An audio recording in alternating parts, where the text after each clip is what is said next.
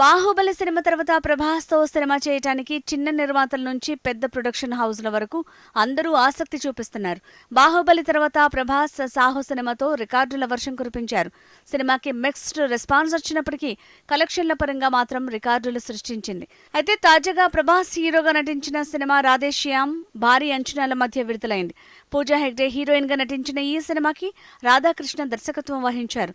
భారీ అంచనాల మధ్య విడుదలైనప్పటికీ ఈ సినిమా అనుకున్న స్థాయిలో విజయాన్ని సాధించలేకపోయింది. తెలుగు రాష్ట్రాల్లో మాత్రమే కాక మిగతా రాష్ట్రాల్లో కూడా డిస్ట్రిబ్యూటర్లకు భారీ నష్టాన్ని కలిగించింది. అయితే రాధేశ్యామ్ విడుదలకు ముందు ప్రభాస్ సాహో మరియు రాధేశ్యామ్ సినిమాల కోసం తాను రెమ్యునరేషన్ తగ్గించుకున్నట్లు చెప్పుకొచ్చారు.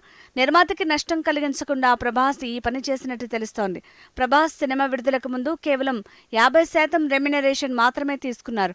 అయితే ఇప్పుడు రాధేశ్యామ్ సినిమా వల్ల డిస్ట్రిబ్యూటర్లు కూడా నష్టపోయిన సంగతి తెలిసింది.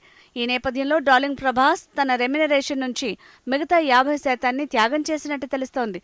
అభిమానులు కూడా ప్రభాస్ మంచితనానికి జైజైలు కొడుతున్నారు.